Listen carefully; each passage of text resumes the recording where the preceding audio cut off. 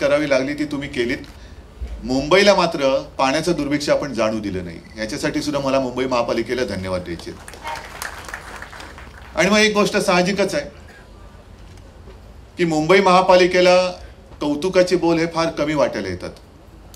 मुंबई म्हटल्यानंतर अनेकदा मी किंबहुना हल्ली माझं मी तो एक कामच ठरवलेलं आहे की अशी जी काही कामं असतात तेव्हा मुख्यमंत्री महोदय मी खास करून मुंबई महापालिकेला धन्यवाद देत असतो, कारण धन्यवाद देणारे कोणी राहिलेले नाहीये। तसे जरा कुठे काय खुट्ट झालं का सगळं खापर मुंबई महापालिकेवरती फोडून मोकळं व्हायचं। पाऊस एवढा पडतो की ते पाण्याचा निचरा होणार कसा याचा कोणी विचार नाही करत, पण पाणी जरा कुठे साचलं की मुंबई तुंबली, त्याचे फोटो त्याच्या बातम्या, मग याच्यामध्ये भ्रष्टाचार आहे का। मग सहज गंमत म्हणून मी मगाशी आलेल्या आयुक्त महोदयांना विचारलं की आता दिल्लीची सुद्धा चौकशी तुम्ही करणार का हो? कारण दिल्लीमध्ये दिल्ली बुडाले काल पाण्यामध्ये, ते अमेरिकेचे परराष्ट्र मंत्री आले, त्यांचा सुद्धा कन्वे त्याच्यामध्ये अडकला। आता ते पाणी साचल्यानंतर दिल्लीची नाले सफाई नीट झाले की नाही करा चौकशी, त्या नाले सफाईमध्ये भ्रष्टाचार झालाय की नाही करा चौकशी। पण ही सगळी चौकशीची शुक्ल काष्ट करत करत करत आणि चौकशी लागली पाहिजे, चौकशी झाली पाहिजे, त्याच्याबद्दल मी कधी अडवलेलं नाहीये। चांगलं काम करताना जर एखादं अयोग्य झालं असेल आणि ते सुद्धा दिरंगाईमुळे किंवा गलथानपणामुळे नव्हे त्याच्यात भ्रष्टाचार झाला असेल तर चौकशी झालीच पाहिजे। तेवढं प्रशासनाचा एक अंकुश कामकाज करणाऱ्यांवरती असलाच पाहिजे।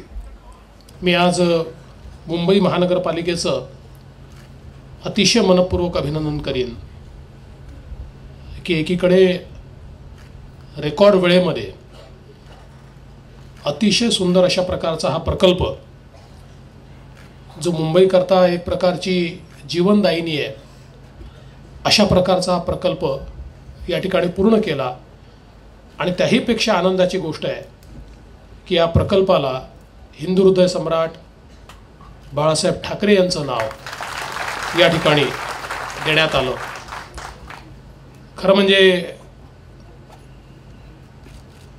सन्माननीय हिंदू हृदय सम्राट शिवसेना प्रमुख बाळासाहेब ठाकरे हे आमच्या सगळ्यांकरताच प्रेरणेचा आणि ऊर्जेचा स्रोत राहिले। या महाराष्ट्रामध्ये खऱ्या अर्थानं सामान्य माणसाचं राज्य आलं पाहिजे। या महाराष्ट्रामध्ये एक पर्यायी राजकारण